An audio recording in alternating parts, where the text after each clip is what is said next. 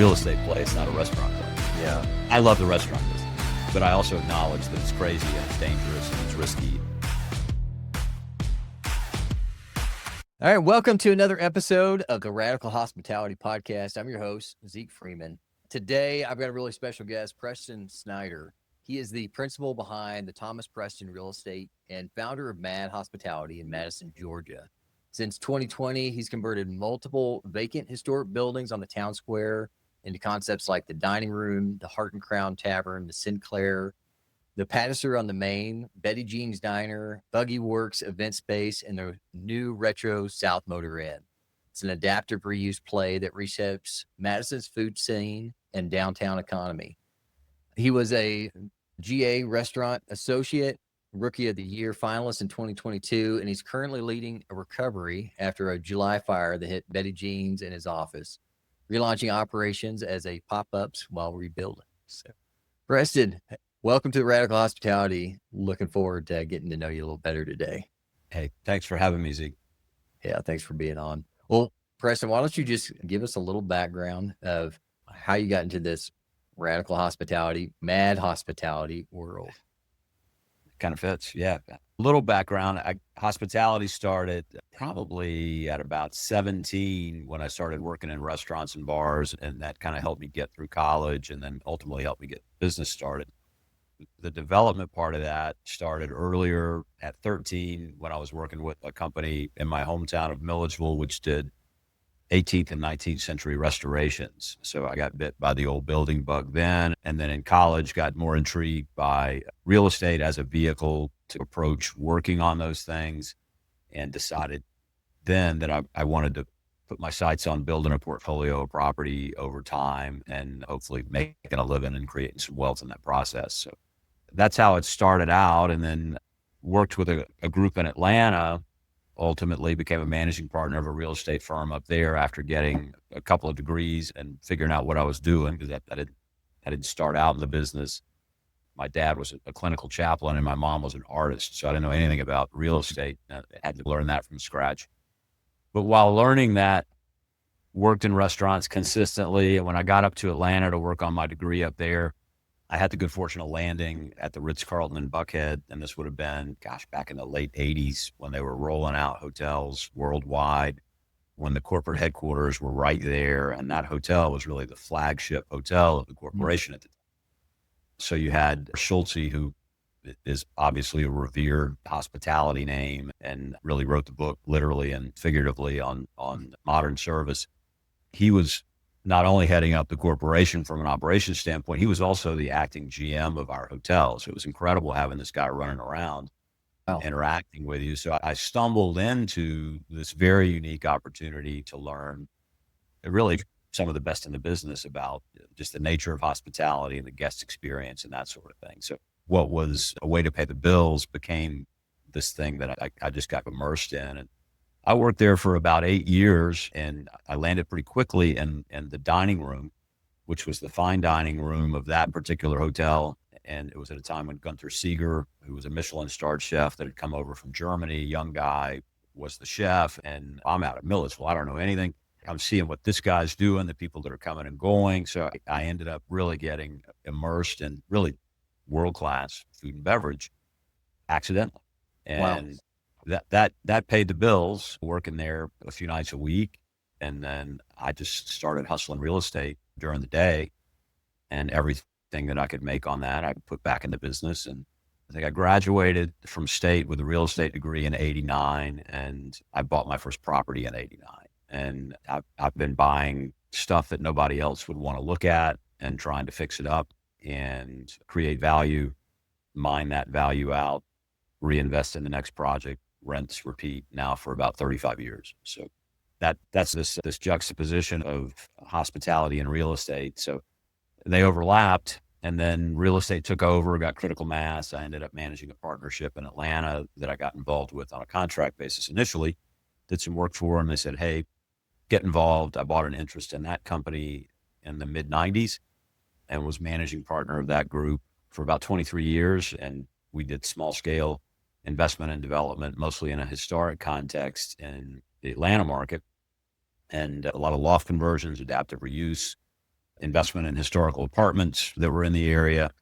And again, focusing on kind of a small to mid-sized niche that it was intentionally below the radar of big institutional investors, required a little more power and economies of scale than typical mom and pop operations. So that has been our niche. And around 18, I'd been spending a lot more time out of the city. 20 years, it was just head down and rocking and rolling in Atlanta. And then my family was still in Millersville. I had some family in Athens. My wife and I loved to spend time out in the lake country of Georgia, which is Lake Oconee area. I'd grown up on Lake Sinclair, which is close by too. And to get a little closer to family, we were spending more time at the lake. And in that process, strangely, road construction got me off the highway and cutting through Madison, which I was familiar with.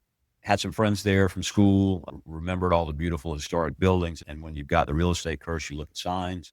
Saw a sign, guy's name on it, hadn't talked to him in 25 years, gave him a call. Tell me about this building. Oh, it's an old residence, 1825, converted to office, hadn't been touched in 50 years. It's been sitting for several years. Looked at the building, really liked it. They said, oh, the same estate's got a house down the street. It's been sitting vacant for 4 years. And I guess I gave him a tell, and he said, you want to ride by? And I said, sure. And said, you got a key? And yeah, sure. And I walked in and looked around for about 10 minutes, and I came out on the porch. I gave my wife, Cindy, a call. And she said, you don't sound right. What's wrong with you? And I said, I think I just saw our next house. And she said, what the hell are you talking about? And it took a couple of weeks to get her in here, but we'd found this. It was an 1850 Greek revival that had been redone real nicely back in the 70s, not touched since. And so it had great bones, but we had a 1-year-old at the time, kind of late bloomers, but had a 1-year-old and another one on the way. So the idea of raising the kids out in the country sounded nice to me and to Cindy as well. And she always jokes that I bought the house and she bought the yard. It was a great big space kids could run around in, and they do enjoy it. But that's how we ended up in Madison. About the same time, my partners and I sold some land that we'd assembled over 20 years. And one of those pieces was an entire city block we'd cobbled together in Atlanta. And then it was, okay, where does this cash go? One day, one of my partners came to me, and I'd done some development outside the partnerships. And he said, is there anything you want to liquidate? We got to put this cash someplace. I thought about it for a minute. I think over a weekend, I went back and talked with him and just said, guys, how about everything? And I sold them all my interests in everything we developed and invested in over 23 years, and just said, I'll sell it to you on a 6 cap and adjust it for CapEx, and let's wrap it up and we'll each do our things. And that way you're not looking for new stuff. You can just manage what you got, but maybe this works for everybody. And it did. So over the course of 18, we liquidated. And then I guess Q4 of 18 and Q1 of 19, I was debating, do you hold your nose and pay a lot of taxes, or do you try to reinvest? And we were spending time in Madison by then. We'd moved out here in January of 18. And from looking around, I felt like, okay, I can get critical mass to do my thing here. And I still got some years left to do some small scale developments, and that was appealing. And so I started investing. I bought 35 properties in about 6 months. Oh, man. That was 35 closings on the buy side, and then I'd done about 16 or 17 on the sell side out of Atlanta. So it was a blur. And then you've got a lump in the snake. You got too much development to do at one time. So that was the hard part. I can't stand stuff lying fallow. So you're just scrambling and trying to execute. And I'd gotten maybe half a dozen buildings, strangely, that were either vacant or significantly underutilized, right around the square. And talking with the folks in the city, there's lots of reasons to come to Madison. Incredible array of historic assets down, and people come to see them, and they have festivals once a month, that sort of thing. So Madison's done a great job of getting people to want to come check it out.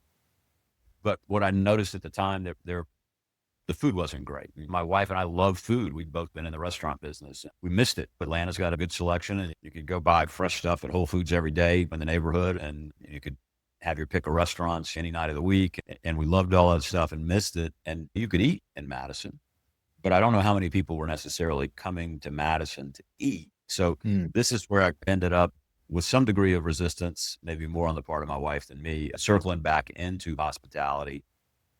And I did these loft projects. You've got retail space, so you got to do something with the retail space. Well, I don't love commercial anyway. I like multifamily. That's my thing. That's what I prefer to work on. So the less commercial, the better. But I'd done it enough to realize you end up being a de facto partner with your retailers with zero control.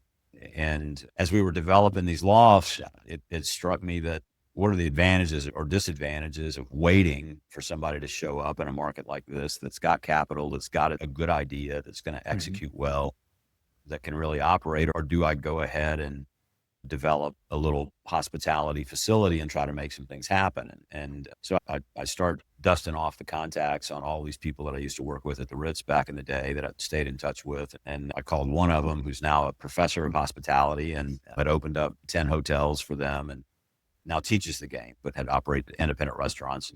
He came out to look at the motor inn with me, but we started talking about this idea of the restaurants, and he said, "Oh yeah, I think it makes sense." So he helped me come up with a business plan. And then I reached out to some chef buddies of mine. A lot of these guys were kids coming out of culinary school, and they would come in and serve 2-year indentured servitude with Gunter Seeger.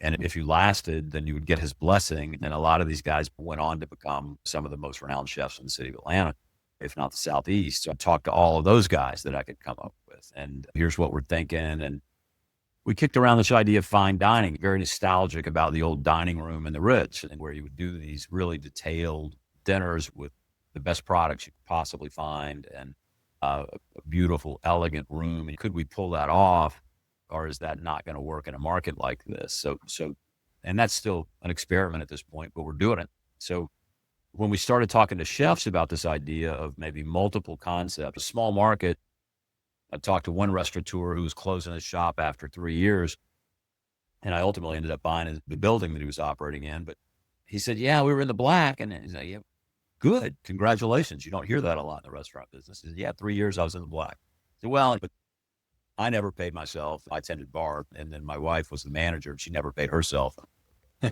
Were you really? He said, "What were your sales?" I said, "Well, our worst year was 350, and our best year was $500,000. And I started thinking, how do you pay for anybody with those kind of sales numbers? So that's where this idea of, could you, in a smaller market, cobble together multiple concepts? And again, it's a theory we're still testing. Yeah. Does the cluster help having multiple concepts where they're feeding off of each other, or are you creating your own competition when you're doing that? To be determined. Yeah. But they're still, they're healthy now. We're 3.5 years in, basically. I think we opened the first outlet in September of 21. Yeah. And intentionally opened all this stuff up in the middle of the pandemic, thinking, okay, at some point this too shall pass, and people are going to be hungry, and there may even be pent up demand. So we intentionally opened it in the midst of a lot of weirdness. And so again, 3.5 years in, we've opened 6 concepts, 7 actually, because one overtook another intentionally. And in a small market, there's no data set. The attempt is the market study. So we had one building that I was working on, and it was an old gas station. It was an old Sinclair station.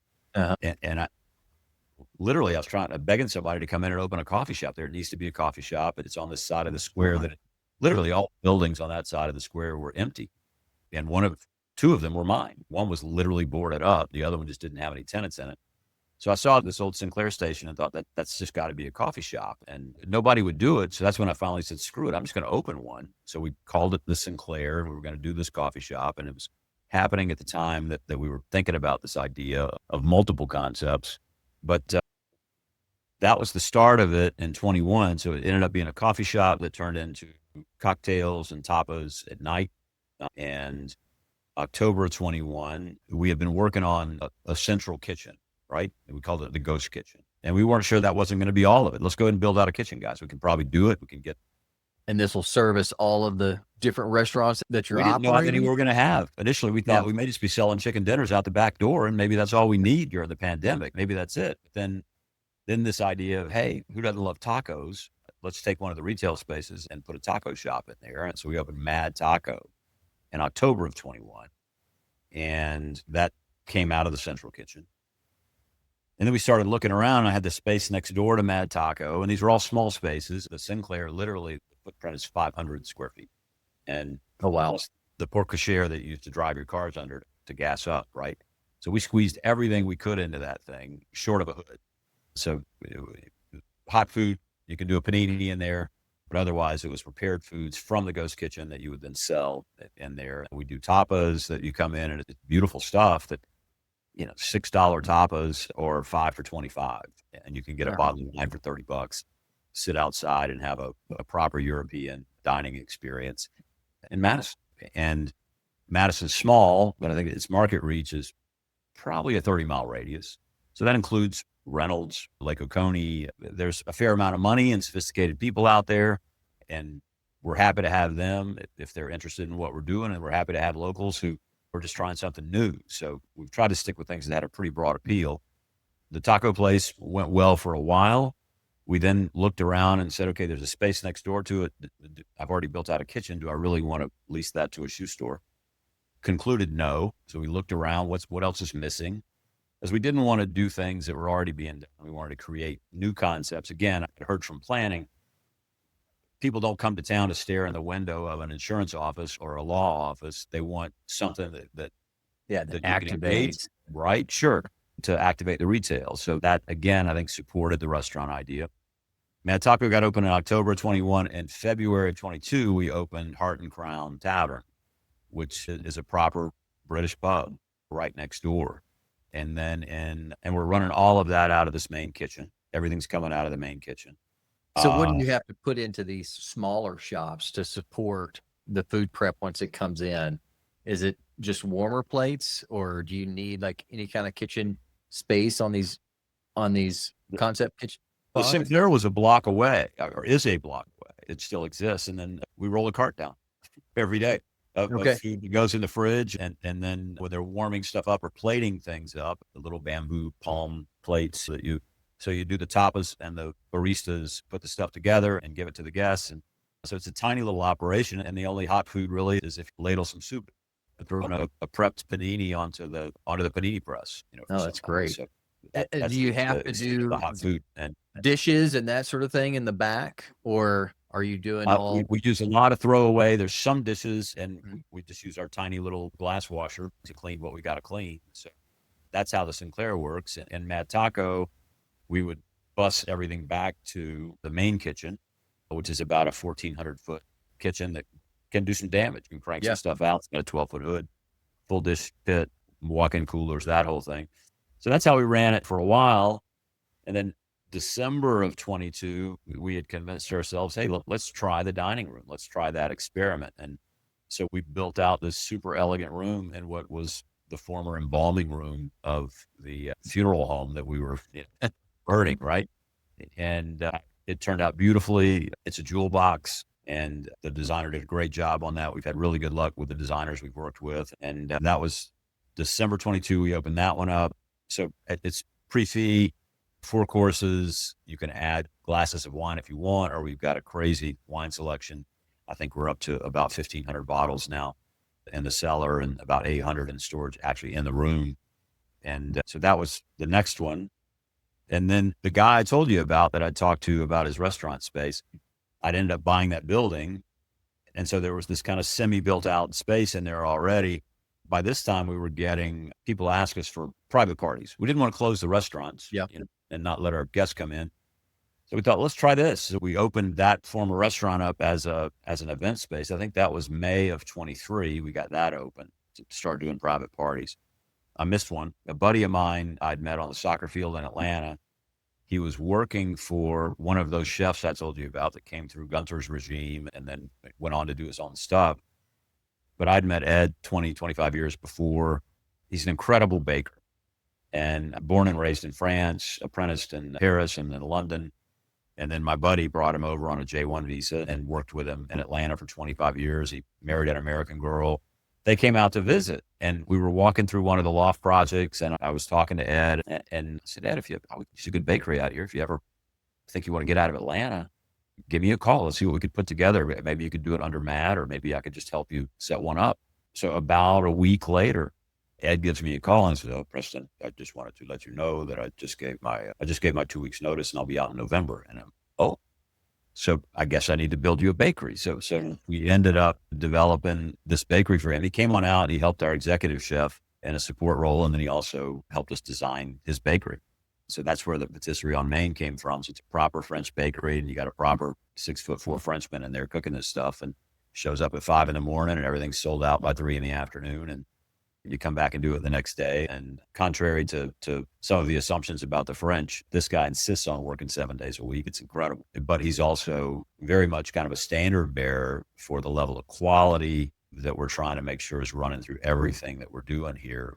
We want it to be not just the best place in Madison. We've really set out to try and do this such that you could take any one of these operations, you could drop it in any city on the planet, and it would be up to par. It would be competitive. It would be appropriate quality. So that's been a very intentional piece of this. So that was February 23. Buggy Works event space was May of 23. And then over the course of 22 and 23, we had leased one space in our office building to an Italian restaurant operator. He'd given it a very good run during COVID and ultimately just said, I got to throw in the towel. So we wrapped it up amicably. We did a buyout of his remaining equipment and tore the lease up. And so we've got another restaurant space. Well, at this point, we've got administrative support. I got managers, I got staff, I got a chef, I got them overarching it all. And well, then what do we do with it, guys? I mean, what's missing? We look around again. There's no place to get breakfast on the square. So small town in Georgia, you can't get eggs and bacon and biscuits on the square. It's crazy. So we start thinking diner. You're kicking around these names. And at some point, I can't remember when it came up, but my mom's name, she passed in 2018, late 2018. And I said, guys, what about Betty Jean's? And they're like, whoa, that's it. Betty Jean's is it. So, and then you got this palette of anything that a mom in the South in the 70s might have cooked. So that's what we were working with, right? So, and wrapped around breakfast. So very much breakfast. And then again, our designer came in, she took it and ran with it. So she's like, okay, pulling recipe cards from my mom's kitchen, and my mom was an artist. So we're pulling the art pieces out. We're pulling stuff from her library and her studio, and she's wrapping all of that into the decor. And then we got this crazy 70s kitsch feeling in the space, and we're able to build it out fairly inexpensively, but it ended up becoming this kind of event. And in a very short period of time, it ended up becoming just an institution and a meeting place. And that's what kind of all of these spaces have become, is this unique place that you can go. And again, back to that idea of, could you, in the process of doing our business, can we also put Madison on the map as a culinary destination? That to me was missing. You could eat, you weren't coming there for food. And I think based on the feedback we're getting at this stage of the game, I think we've made an impact in that direction. I think there are people coming to Madison for the food now, for sure, whether it's the bakery or a special occasion for the fine dining, or they're coming to the pub, or to hang out at the Sinclair and do trivia on Wednesday nights. All of these things coming together. And the theory behind it had been, can you get some efficiencies and get your revenues up that you can hire some real talent? So our executive chef right now was Gunther Seeger's sous chef when I was working there. He trained my other buddy who hired Ed and brought him over from London. So Troy Thompson went on, he opened, I think, 11 hotels for the Ritz-Carlton. He was executive chef at 3 or 4 of them, I think Seoul, Korea, Philadelphia, Marina Del Rey, and Troy was executive chef of the Beverly Hills Hill for several years. So the talent, and we were looking for a chef earlier this year, and my buddy Sean was helping me out with the transition and doing a chef in residence stint and helping me with the search. And Troy calls and he's like, I'm tired of the West Coast. I've been out here 20 years. I want to get back to Georgia. I want a place I can go fishing. I want to buy a house, get a dog. And he packed up and came out here. So you've got this guy that's got just incredible experience, and he's making this food that's just out of this world. Wow. In the dining room, this bespoke stuff, and then also overseeing the rest of it. And it's still madness. It's a very entrepreneurial venture. It's still an experiment. As an example, Mad Taco, we determined people in Madison probably didn't care that the lamb taco was lamb from down the road in Tolliver County and didn't want to pay $8. They want a Speedy Gonzalez. So ultimately, we had built those spaces out and designed them such that 2,000-foot bays. And I remember in the planning process said, let's think about it so that we could blow through the wall if one concept did better than the other. Mm-hmm. At December of 23, that's exactly what we did. We closed it in December of, I think, was it December 20? Yeah, December 23, we closed Mad Taco and started repurposing it. We went behind the bar and built in a new kitchen. So now the kitchen's in the room. And then we reclad We put the rest of the space into English pub drag to match the other space. And then on the last weekend before April 1st, we blew through the wall and opened it up. And you've now doubled the size of the pub, you double the seats, and it's got its own kitchen in the space, which from a real estate perspective makes a heck of a lot more sense. You're not schlepping food back and forth to the main kitchen. Service improves.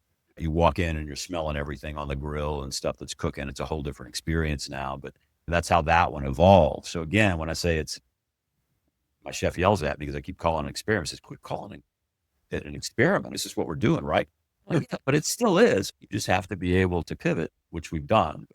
So that's where we end up now with the 6 outlets. And then the motel was a little different. It dropped back and forth into town. There's this great old vintage, 1950s vintage roadside motel.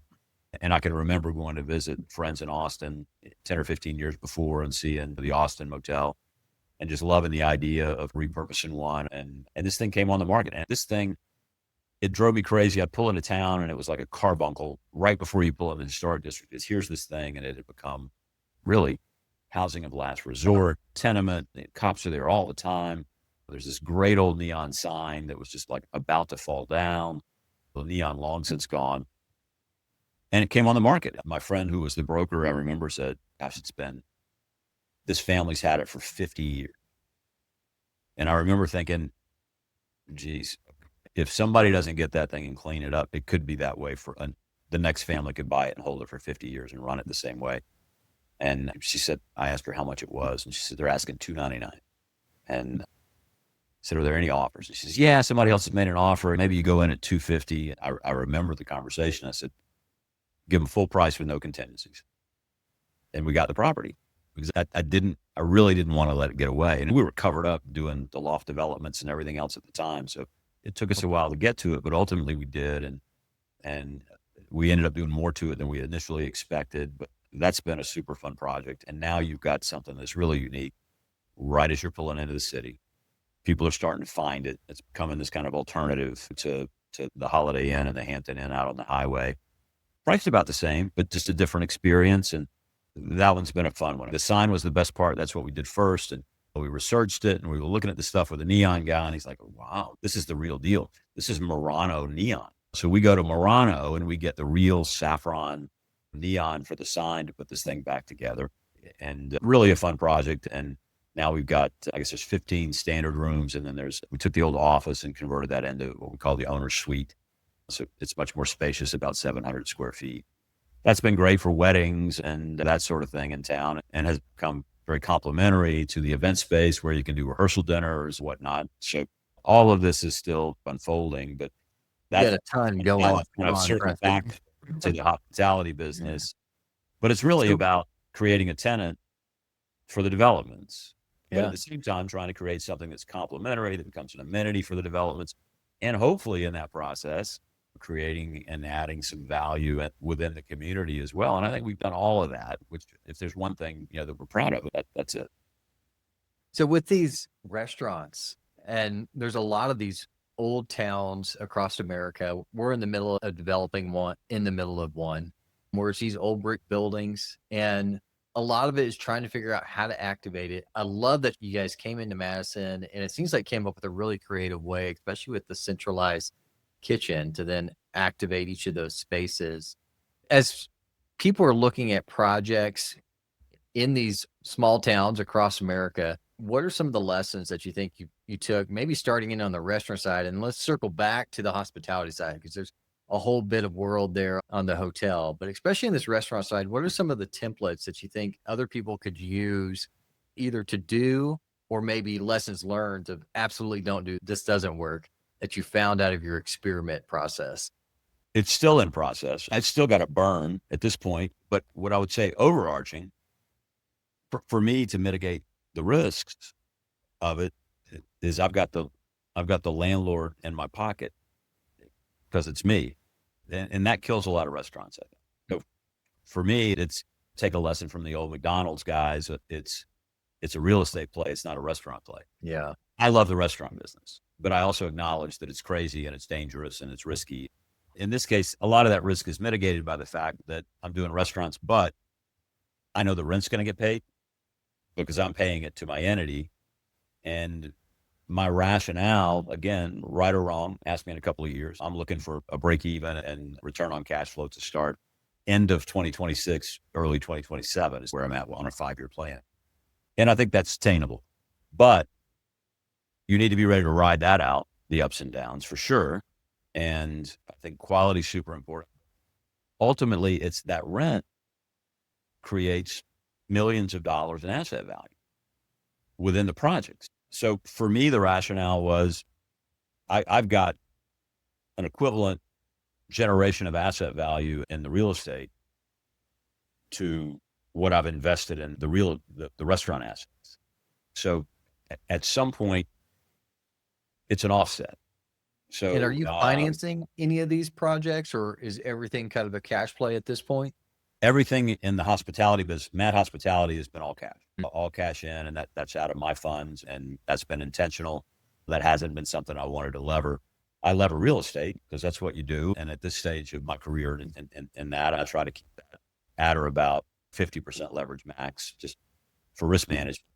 But the real estate is where you create the asset value. That's where I make my living.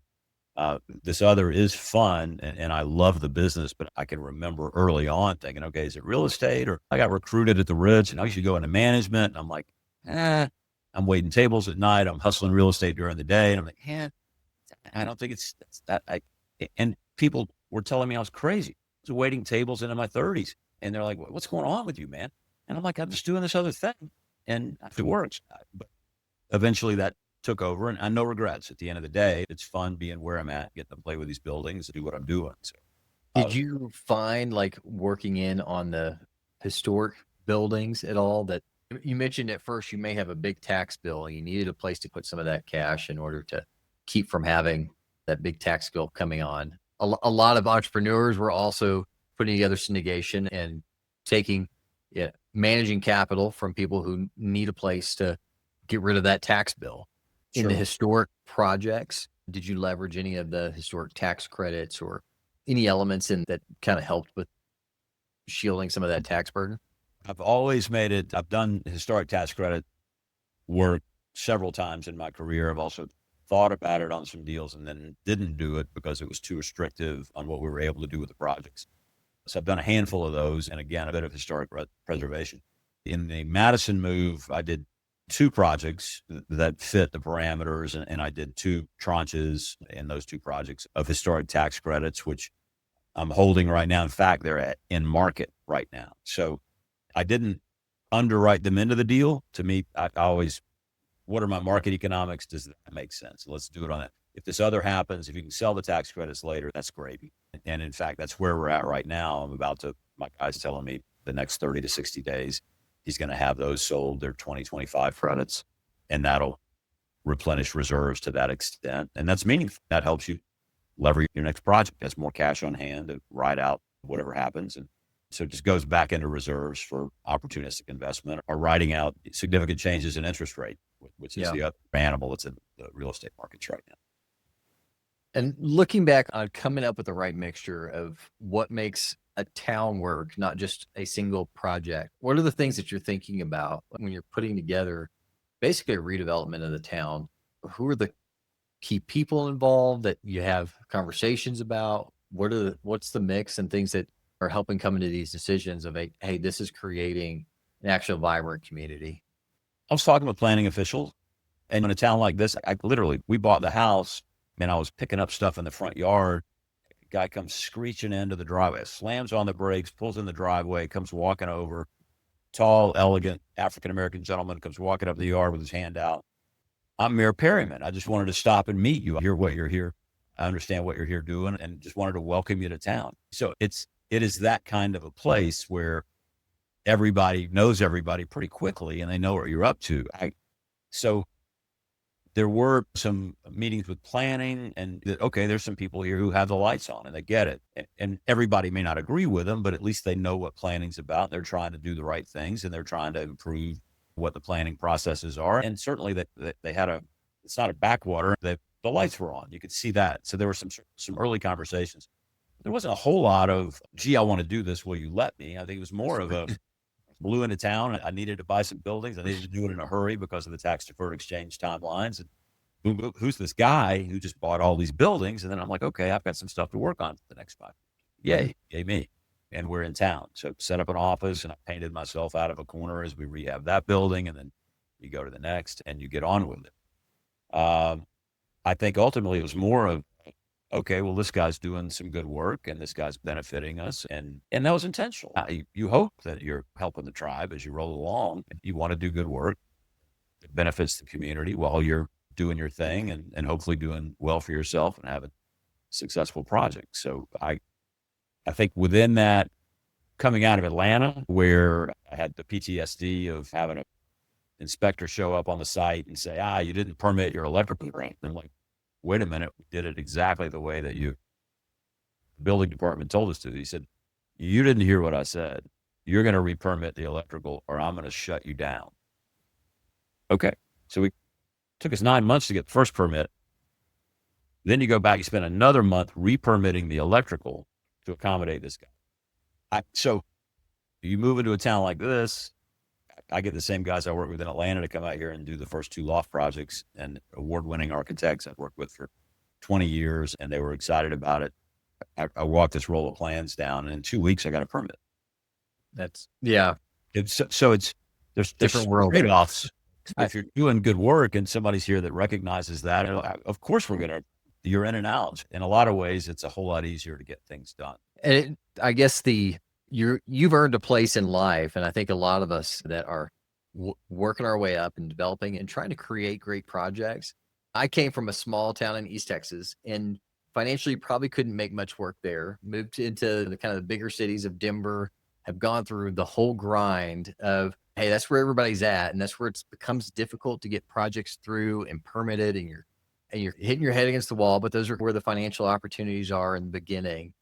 And then I think it's such a neat thing that then, all right, you come back into essentially like a small town where maybe the restraints from a bureaucratic standpoint aren't as high, but you still have to make things work, or maybe you don't with where you're at, but it's a good opportunity to push back in, and you almost are creating that energy. I go back, and my father's out in far East Texas, and then this sounds like a little similar town. It's Sulphur Springs, and they've started to, you kind of see their downtown is starting to create that vibe. And then you start to have people from Dallas that now are coming to Sulphur Springs because somebody has come in and said, okay, let's do some good work. And the opportunity's there, but it takes a little bit of someone with experience and capabilities. What advice do you have for hospitality entrepreneurs that are in the rise of it and trying to figure it out and try to putting projects together to make those steps to be successful on it? You need a good and committed operator front of house. You need a good and committed operator back of house. You need a good chef. And I think that those are the most critical pieces that I've seen. And our idea was almost like they need to think like they're in a hotel, but it's not.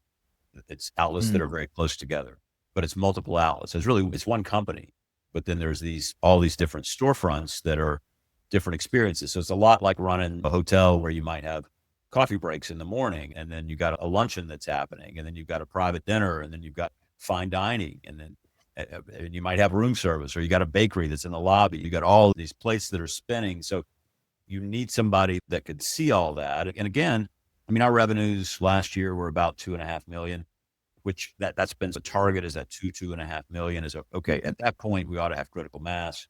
That ought to be sufficient revenues to really hire talent. And we've got talent. We've been able to pull some great people in. And the other thing is take care of those people. As we were starting this, I was a $2 an hour waiter into my 30s, and where you made your money, you'd write a check for your taxes at the end of the day. But that is changing. This isn't Seattle. You're not paying $25 an hour or whatever.